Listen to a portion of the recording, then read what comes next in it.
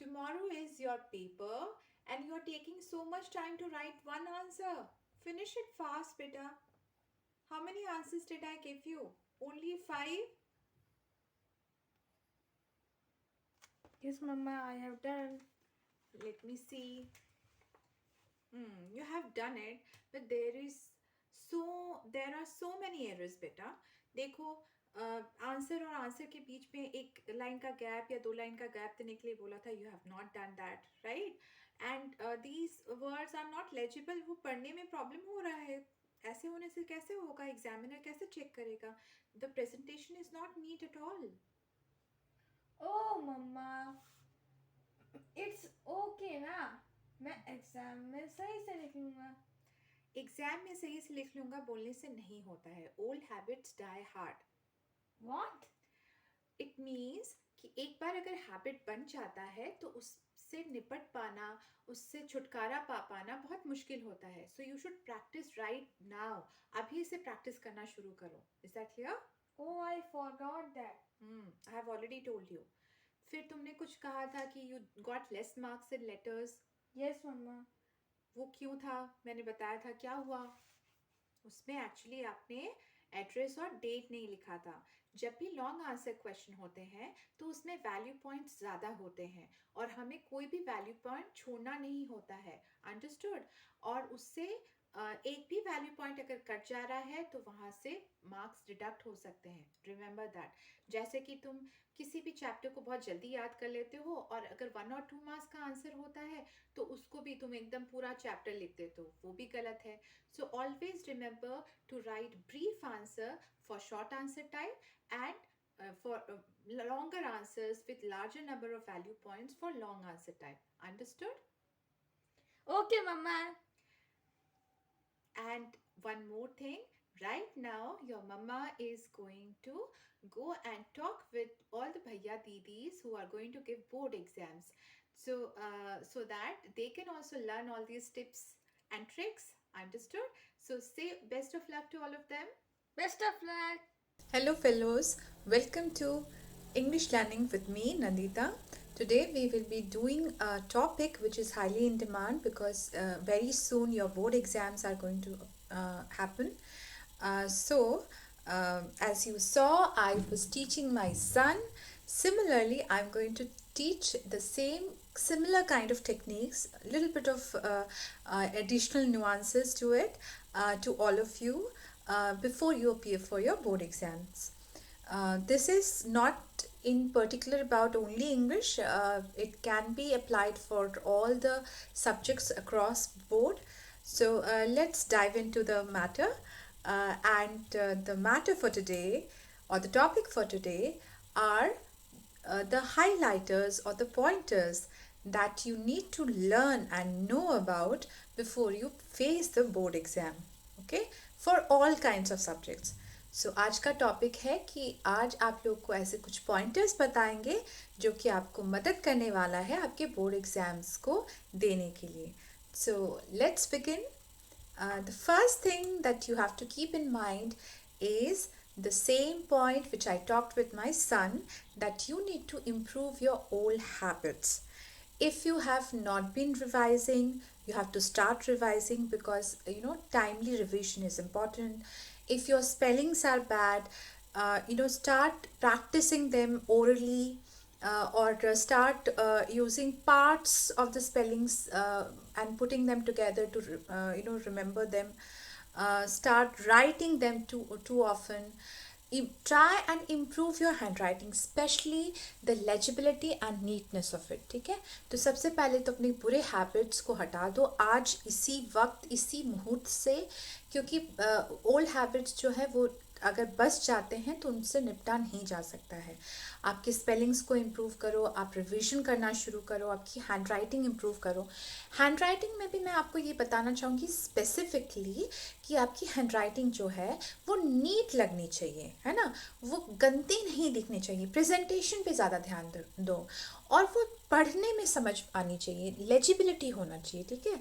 Legible मतलब पढ़ने से वो पता चल रहा है कि आपने प्रोवाइड लिखा है, प्रोक्योर लिखा है, प्रोसेस नहीं लिखा है तो वो पता चलना चाहिए कि वी और सी में डिफरेंस है, ये सब पता चलना चाहिए। राइट, तो हैंड राइटिंग में इम्प्रूवमेंट लाओ, अपने हैबिट्स सुधारो इसी मोड से, अपने में भरोसा रखो, trust your self, you can do it, believe that you can do it, you can आज अगर तुम कुछ पा रहे हो मार्क्स तो आगे चल के ज़्यादा पाओगे, ये बिलीव करो। And one more important fact is don't be prejudiced, किसी भी मामले में प्रेजुडिस मत रहो। अगर आपको कोई बता भी रहा है, इवन कोई टीचर भी है जो कि न्यू टू द जॉब है, वो बोल रहा है कि यहाँ के पेपर्स तो यहीं इसी स्टेट में ही आसपास कहीं चेक हो जाते हैं, तो उस पर ध्यान मत दो। आई कैन गारंटी यू, मैंने 2-3 बार बोर्ड के करेक्शन किए हैं, एक बार बिलासपुर में जा कर के किया है, और जहाँ पर जाकर किया है वो मेरा खुद का सेंटर भी नहीं था।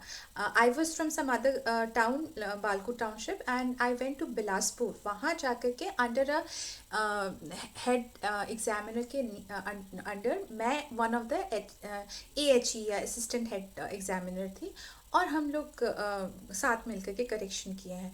सो ये जो करेक्शन का सिस्टम होता है ये डेफिनेट होता है कि आपके जो पेपर्स हैं वो सील पैक्ड होकर के आपके एग्ज़ाम सेंटर से CBSE ऑफिस तक पहुंचते हैं। CBSE ऑफिस फिर किसी और पर्टिकुलर एरिया में वो उसको भेजता है।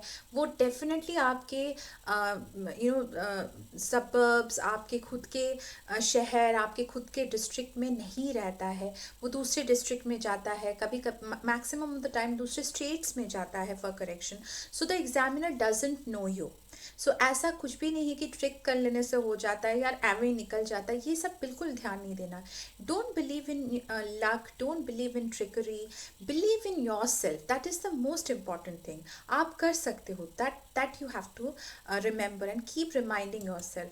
And if you don't do that you tend to get tensed. अगर आप ऐसा नहीं करते हो तो आप टेंस्ड हो जाते हो, घबराने लगते हो, आपको अगर लगता है यार दूसरा तो निकाल लेगा, ठीक है, दूसरे के पास कुछ मुद्दे हैं, कुछ इधर उधर लगा करके वो निकाल लेगा, तो फिर आप खुद अपने ऊपर प्रेशर डाल रहे हो। राइट, आप टेंशन ले रहे हो। And if you are tensed while giving your exam, no matter what kind of preparation you have done, it's not going to fare well for you, अच्छा नहीं होगा आपके साथ। तो टेंशन को दूर भगाओ और अपने ऊपर ध्यान दो और अपने ऊपर भरोसा करो। Right, and like how to do the revisions, now let's get into all how to improve those old habits. So देखो, अभी अगर नहीं भी बनाया है तो अभी फ्लैश कार्ड्स बनाना शुरू कर दो। एक चार्ट पेपर ले लो, उसके पार्ट्स अलग अलग कर दो, या फिर मतलब 5-6 चार्ट पेपर्स अलग से बना लो जो कि आपके स्टडी टेबल के सामने लगे हुए हों।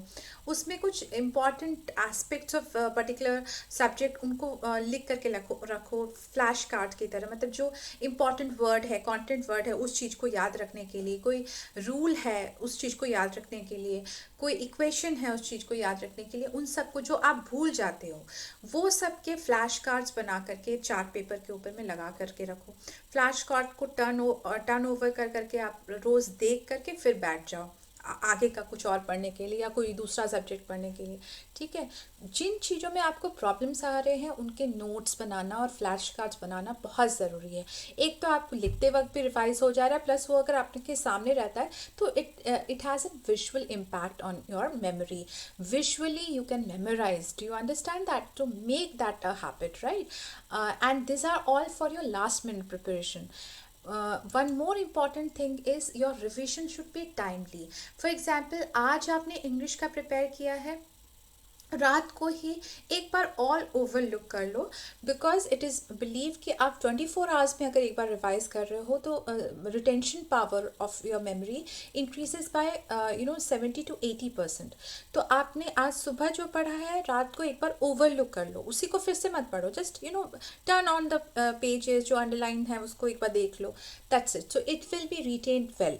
फिर आप अभी छोड़ दो, कुछ 2-3-4 दिन के बाद फिर से आप मतलब जो जो चैप्टर्स उस दिन पढ़े थे उसको फिर से रिवाइज करो। ऐसे करके आपको जितना टाइम लग सकता है उसका गैप अच्छे से डिसाइड करके कि आज मैं ये वाला सब्जेक्ट कर रहा हूँ, कल ये सब्जेक्ट कर रहा हूँ, और रात को फिर से एक बार देख ले रहा हूँ, और जो दूसरा सब्जेक्ट नेक्स्ट डे करने वाला हूँ उसको स्टार्ट कर दे रहा हूँ। ऐसे कर करके फिर उसके बाद तीसरा सब्जेक्ट कर रहा हूँ, उसके बाद चौथा सब्जेक्ट कर रहा हूँ, या फिर दो दो दिन एक ही सब्जेक्ट लेकर करो। Make a timely and sequential revision pattern for yourself. And the most important part is your handwriting, your presentation, whatever you are practicing as your diagrams, your graph, your flow charts, etc. have to be very neat and legible, साफ सुथरा और पढ़ने लायक होना चाहिए, spaced out होना चाहिए। Answers, जैसे मैं अपने बेटे को भी बता रही थी कि आंसर्स के बीच में गैप रखो, एक आंसर दूसरे आंसर के बीच में गैप रखो, सेक्शंस के बीच में गैप रखो, आंसर्स टू आंसर्स में 1 लाइन 2 लाइन का गैप रखो, सेक्शन टू सेक्शन में 3-4 लाइन्स की गैप रखो। Your entire presentation should look planned, कि ये प्लान करके, जैसे आप अपने कॉपीज अच्छे से बनाते हो ना, जो स्कूल की कॉपीज होती है वैसा प्लान्ड दिखना चाहिए, एंड प्रॉपर अलाइनमेंट होना चाहिए कि आपने आंसर कहीं से शुरू किया है, लेफ्ट लेफ्ट लेफ्ट लिख रहे हो और बीच में फिर कहीं से फिर बीच बीच से लिखना शुरू कर दे रहे हो, ऐसा नहीं होना चाहिए। Alignment should be proper, lining should be proper, following the margin should be done properly. Is that clear? So that these things are very important. Don't start writing from the first page of your examination answer sheet. जब आपको answer sheet मिलेगा उसके ऊपर में एक OMR sheet होता है, तो OMR शीट में तो आपने अपने डिटेल्स भरे, वो OMR शीट को हटा लिया जाता है। जैसे ही वो CBSE सेंटर में जाता है तो उसको हटा लिया जाता है, कुछ नंबरिंग रहता है जिसके साथ फिर जहाँ पर कि करेक्शन होने वाला है उस सेंटर तक उसको वापस भेज दिया जाता है। OMR शीट नहीं रहता है, तो जो करेक्शन कर रहा है उसको कोई पता नहीं है कि आप कौन हो, आपके पापा कौन है, जो आपने भरा है वहाँ पर वो सब आपके बारे में उसको कुछ भी पता नहीं रहता है। तो वो बिना जाने आपका प्रेजेंटेशन सब चेक कर रहा है, तो वो इंसान है। आप भी आप अपने आप को सोचो कि आप कैसा पसंद करोगे प्रेजेंटेशन हो आपका, है ना, तो उस हिसाब से आप प्रेजेंटेशन दो अपने हैंड राइटिंग का, अपने कॉपी का।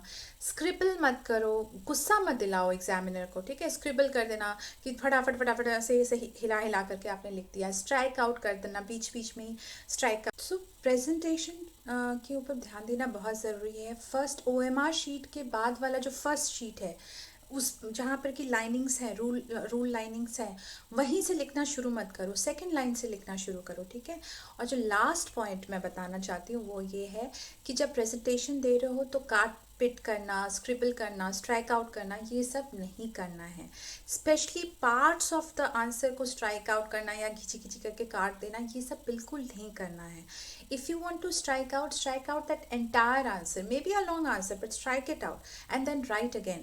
But don't, and if possible don't strike out at all. जितना नीट रहेगा एग्जामिनर को खुशी होगी, वो आराम से उसको चेक करेगा। Is that clear?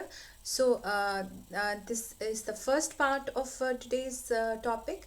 Let's move on. I would like to welcome you to the second part of the topic as well, which will be related to the marks, है ना, like 1 mark question, 2 marks question, and how all those long answer question, how to handle all that. All right. So we were dealing with how to handle questions as per the allotted marks, right? This is the second thing that we are going to look into today. कि हम लोगों को marks के हिसाब से एक question को कैसे हैंडल करना चाहिए। जैसे कि एक ही क्वेश्चन आपके 1 मार्क का भी आ सकता है, और वही क्वेश्चन थोड़ा कुछ और ऐड ऑन करके या सिंपली उसी को ही रख के आपका 5-6 मार्क्स का भी आ सकता है। मतलब एक डेफिनेशन है, सोच लो, है ना, किसी चीज़ का डेफिनेशन है। अब अगर वो 1 मार्क का है तो आप वो सिंगल लाइन डेफिनेशन जो एकदम से पॉइंटेड एंड प्रिसाइज डेफिनेशन है उतना लिखोगे। अगर वो 5 मार्क्स का है तो उसका डेफिनेशन को लिखोगे, उसमें कुछ एग्जाम्पल्स दोगे, है ना, उसमें आगे में कुछ कॉन्ट्रास्ट दोगे कि इसका और इसका ऐसा है ना, या फिर उसके साथ अगर कुछ डायग्राम्स हो जाए उसके साथ अगर कुछ और जोड़ सको तो जोड़ोगे। डेफिनेशन को भी एक्सटेंड करके लिखोगे, मतलब पहले तो आप डेफिनेशन दोगे, उसको अच्छे से एक्सटेंड करके लिखोगे, उसमें थोड़े एग्जाम्पल्स दोगे, और क्योंकि 5 मार्क्स है 2-3 एग्जाम्पल्स दोगे। तो ऐसे हो जाता है। तो एक सेम क्वेश्चन ही आपको अगर 1 मार्क का है तो एक अलग तरह से लिखना है, 2 मार्क का है तो अलग तरह से लिखना है। Let's see how you have to see to that. Let's see that. So अगर 1 मार्क का क्वेश्चन है तो एकदम पॉइंटेड एंड ब्रीफ आंसर लिखना है, मतलब जो स्पेसिफिक वर्ड पूछा है बस उतना ही लिखना है, उतना जितना छोटा हो सके उतना लिखना है। लेकिन इसका मतलब ये नहीं है कि मैंने सिर्फ 1 वर्ड उठा करके लिख दिया है, एक वर्ड लिख देने से आंसर हो जा रहा है तो एक वर्ड लिख दिया। क्योंकि अगर आप जैसे कि स्कूल में हम लोग एग्जाम में करते हैं वही चीज़ आप बोर्ड में करोगे तो it will not auger well for you, it will not look nice, है ना। और ठीक है शायद उसमें तुमको मार्क्स मिल जाए, लेकिन अगर हर एक जगह पर तुमने सिर्फ एक ही वर्ड डाल दिया है, या सोच लो मतलब 1 मार्क के 10 क्वेश्चन है, उसमें आपने 5-6 क्वेश्चन सिर्फ 1 वर्ड लिख करके छोड़ दिया है, तो फिर they will cut marks, they will deduct marks. Specially examiners who are little strict है ना, उन लोग थोड़ा हाफ मार्क्स वगैरह काट ही देंगे या अच्छा नहीं लगेगा। ओके, सो मेक श्योर अच्छा नहीं लगेगा तो फिर क्या होगा, आगे शायद वो कहीं पर मार्क्स काट देंगे। तो मेक श्योर कि you don't irritate the examiner by just giving the 1 word answer. Write a complete sentence. Write a simple but complete sentence for a 1 mark answer. 2 marks answer में इट मस्ट हैव 2 पॉइंट्स या फिर 2 से 3 lines होना चाहिए, ठीक है। जैसे 1 mark answer में एटलीस्ट 1 सेंटेंस होना चाहिए, है ना, एक छोटा सा एटलीस्ट सेंटेंस होना चाहिए। सिर्फ एक वर्ड का आंसर है, ऐसा हो सकता है कि वो एक्सटेंडेड थोड़ा लंबा सेंटेंस है और उसके 2 पॉइंट्स है, 2 भाग हैं, वो हो सकता है। या फिर आपने 2 सेंटेंस तो लिखना ही है, या फिर 3 सेंटेंस, अगर छोटे सेंटेंसेस हो तो 3 सेंटेंस भी लिख सकते हो। इसमें भी ब्रीफ होना बहुत ज़रूरी है, एंड कंटेंट वर्ड्स जो मतलब एग्जैक्ट जो वर्ड्स आपको मांगे गए हैं वो लिखना बहुत ज़रूरी है। ओके, 3 या 4 मार्क्स, देखो 4 मार्क्स के तो जनरली होते नहीं है, बट सोच लो अगर 3 मार्क्स के हैं या मतलब ऐसे मिडिल लेंथ आंसर्स हैं, तब उसमें क्या होना चाहिए, जो आपने डेफिनेशन लिखा उसके साथ आपको एग्जाम्पल्स भी देना है। आपने कैरेक्टर के बारे में 2 एडजेक्टिव्स लिख लिए, उसके साथ उनके कुछ कोड्स, कुछ रेफरेंस पॉइंट्स हैं, अगर लैंग्वेज पेपर है तो वो भी डालने हैं। तो इसमें जो है ना, इसमें 3-4 लाइन होना ज़रूरी है, इस तरह के आंसर में 3-4 लाइन होना ज़रूरी है।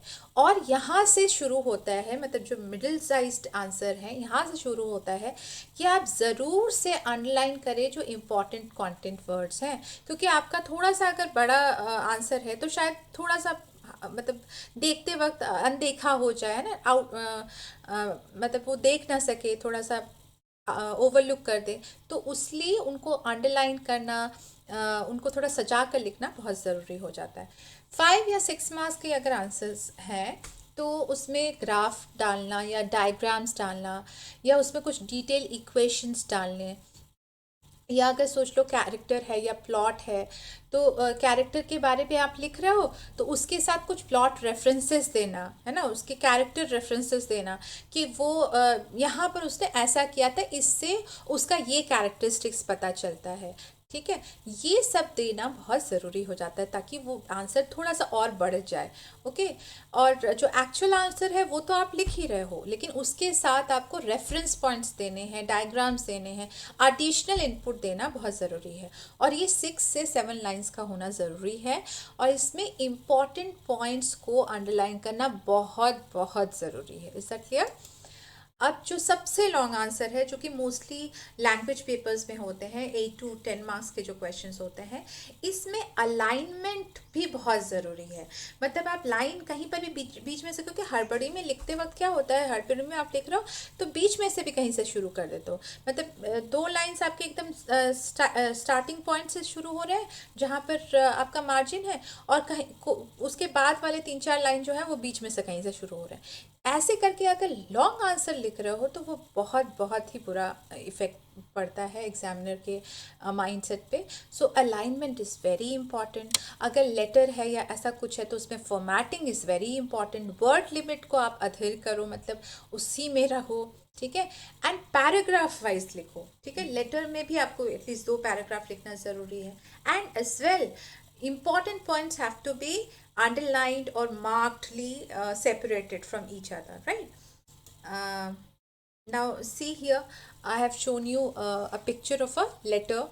कैन यू सी द हर एक फॉर्मेट के पॉइंटर्स में वो टिक कर रहे हैं, जो एग्जामिनर है वो डेट को टिक कर रहे हैं, एड्रेस वगैरह को टिक कर रहे हैं, सब्जेक्ट लिखा है कि नहीं टिक कर रहे हैं। फिर देखो बॉडी में जो एग्जामिनर है वो जो स्पेसिफिक पॉइंटर्स है वहाँ पर दो दो डिटेल वहाँ पर दिया है कि नहीं, वहाँ पर दो जगह पर उसने टिक किया। ठीक है, उसके बाद देखो जो जो चीज़ आगे में चाहिए है ना, जो पॉइंटर्स आगे में चाहिए उसको देख करके टिक किया। फिर एंडिंग सही है कि नहीं उसको देख करके टिक किया। उसके बाद उन्होंने body and upper and lower formatting को अलग अलग करते हुए 4+2+2 करके अलग से मार्क्स दिया है। ठीक है, सो इसी तरह से पॉइंट वाइज मार्किंग होती है, और इसी तरह से अलाइनमेंट एकदम सही होना चाहिए, जितना हो सके क्रिस क्रॉस या स्ट्राइक आउट, जैसे यहाँ पर एक स्ट्राइक आउट है, जितना हो सके ये चीज़ द फॉलोइंग को जैसे स्ट्राइक आउट किया है, ये सब चीज़ अवॉइड करना है, नहीं करना है। So that's about how the marking is done line by line, point wise. Don't forget to do the formatting correctly, alignment correctly. आपके शॉर्ट आंसर शॉर्ट रहें और लॉन्ग आंसर्स में वो सारे पॉइंटर्स एंड वैल्यू पॉइंट्स हों जो कि essential हैं, ये हमेशा याद रखना ज़रूरी है। So now let's move on to marking scheme, or how CBSE do the correction, right? First of all, avoid all kind of prejudice. Don't think the examiners are your biggest of the enemies. ये बिल्कुल नहीं सोचना है। They judge you by a marking scheme, a point wise marking scheme. इससे पहले मैंने letter एक long answer का कैसे मार्किंग हुआ है वो दिखाया है कि हर एक पॉइंटर को उसने टिक किया है, फिर वहाँ पर लिखा है कि 4+2+2 इतना होगा, है ना। तो यहाँ पर देखो एक नेट पे अवेलेबल मार्किंग स्कीम है, जो sample scheme issued by CBSE वाला है, जो मैं आपको दिखाना चाहती हूँ। Even short answer type there are parts that has to be mention. अगर वो पार्ट, कोई सा भी पार्ट छूट जा रहा है, then you are losing on your points, that you have to remember. देखो ये जो क्वेश्चन नंबर 6 है, इसमें 3 पार्ट्स हैं जो उन लोग चाह रहे हैं। ठीक है, फर्स्ट पार्ट में 1 मार्क है, सेकंड पार्ट में हाफ है, और थर्ड पार्ट में भी हाफ है। तो सोच लो अगर कोई सा भी पार्ट छूट गया, थोड़ा सा भी छूट गया, थोड़ा सा भी अनदेखा आपने कर दिया, you just missed out on something, then even that half point is being deducted, and everywhere you will lose a half point, that is taking away from you from being 90s to being 80s and to being 70s। वैसे है ना, आप 90s में रह सकते हो अगर आपने बहुत अच्छे से किया है, आप 80s में चले जाओगे अगर आपने ये छोटे छोटे पॉइंटर्स आपने गवा दिए। Okay, so understand the marking scheme and understand the question, understand the value points कि उसमें एग्जैक्टली क्या मांगा है, वो बहुत ज़रूरी है।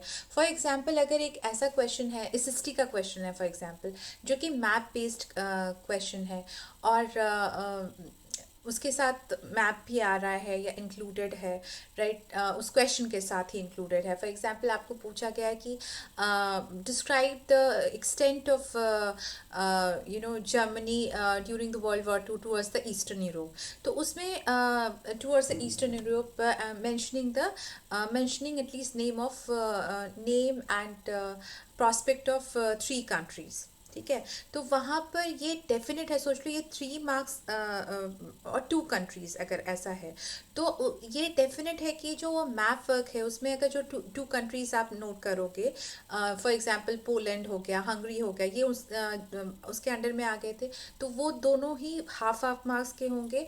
और जो यहाँ पर आप लिख रहे हो कि पोलैंड को कब इन्वेड किया, 1 सितंबर 1939 में, तो वो आपका 1 पॉइंट हो जाएगा। फिर आप हंगरी हैपेंड क्वाइट लेट, है ना, और उसके बारे में लिख रहे हो, तो वो आपका 1 पॉइंट हो जाएगा। तो ऐसे 1 प्लस हाफ करके आपके हो जाएंगे 3 पॉइंट उस पर्टिकुलर आंसर के। तो this is something which is not to be asked, इस तरह का क्वेश्चन नहीं होता, but I am telling you कि इवन आप ऐसा कुछ जो आपने कभी देखा नहीं है उसका भी आप वैल्यू पॉइंट डिसाइड कर सकते हो, समझ सकते हो कि अच्छा इसमें ये मांगा है, इसमें ये मांगा है, और ये ज़्यादा इंपॉर्टेंट होगा तो इसका 1 मार्क्स होगा। So always mention those value points and don't forget to underline them. formatting, spacing, presentation, your spellings are very important, very crucial to get into those 90s circle. ठीक है, अगर आप 90s के circle में जाना चाहते हो, 95 प्लस लाना चाहते हो, तो आपकी फॉर्मेटिंग बहुत अच्छी होनी चाहिए, alignment, eligibility of legibility of your answers and words and sentences, आपका स्पेसिंग बहुत सही से होना चाहिए कि हर एक आंसर के बीच में आपने 2 लाइन का गैप दिया है, सेक्शंस के बीच में आपने 3 लाइन के गैप दिए हैं, सेक्शंस को आपने टॉप सेंटर में सेक्शन का मेंशन आपने टॉप सेंटर में किया है, क्वेश्चन के मेंशन आपने मार्जिन्स के साथ रख के किए हैं, आप कहीं बीच से लिखना शुरू नहीं कर रहे हो, हमेशा मार्जिन से शुरू कर रहे हो, alignment is there, spellings are not erroneous, if it is language then grammar is not erroneous, तो ग्रामर स्पेलिंग्स लैंग्वेज में स्पेशली बहुत इंपॉर्टेंट हो जाता है, right? So marking scheme and the examiner's mindset are totally dependent on your formatting, your value point, your presentation, your spacing, your spelling and grammar mistake. Please understand that. Don't fluster and annoy the examiner. Examiner को गुस्सा नहीं दिलाना है, please please please, okay? वो भी human being है, उसको मुश्किल से 12-15 मिनट मिल रहे हैं क्योंकि उसको 25 से 30 कॉपीज़ करेक्शन करने होते हैं, स्पेशली लैंग्वेज टीचर्स के हम जैसों को, है ना? मैंने भी 2 बार किया है, as I have already mention, तो बहुत हेक्टिक हो जाता है ना, कभी कभी करेक्शन करते करते रात के 8 बज जाते हैं, आपने 8:30 बजे मतलब वहाँ पहुँचने के लिए निकले होगे, 8 बज गया, 7:30 बज गया रात के, है ना? फिर दोबारा नेक्स्ट डे आपको आना है. So try and understand that they are doing it every single day, they are not getting paid that well, and it's a very thankless job. So don't fluster them, don't make them confused and annoyed. गुस्सा नहीं दिलाना है उनको, confusion नहीं करना है. आप खुद सोचो कि आप किस तरह का प्रेजेंटेशन पसंद करोगे, आपके पास, आप अगर एग्जामिनर हो तो आपके पास किस तरह का आंसर आना चाहिए, वो सोचते हुए हर एक आंसर को अटेम्प्ट करना है. और कभी भी, as I have told you earlier also, don't get tensed, don't get prejudiced कि यार ये तो एग्जामिनर यहाँ का होगा, वहाँ का होगा और यहीं पे ही हम लोग का चेक हो जाएगा. ऐसा नहीं होता है बेटा, है ना? It at least goes away from your district, or sometimes from your state to some other state, most of the time from your state to other state. जो एग्जामिनर बैठा है उसको बिल्कुल तुम्हारे बारे में नहीं पता है, बिकॉज जो टॉप नॉच पेपर होता है उसको हटा दिया जाता है, जिस which contains all your details, names, everything. सिर्फ रोल नंबर एंड नंबरिंग जो यहाँ पर जो आप जो एडिशनल पेपर्स में भी डालते रहते हो वो सारे रहते हैं, and that also it is not given to the even head examiner. ठीक है, वो भी सिर्फ वो जो जहाँ पर वो कॉपीज़ पहुँची है वहाँ पर मतलब ऑफिस स्टाफ को पता रहता है.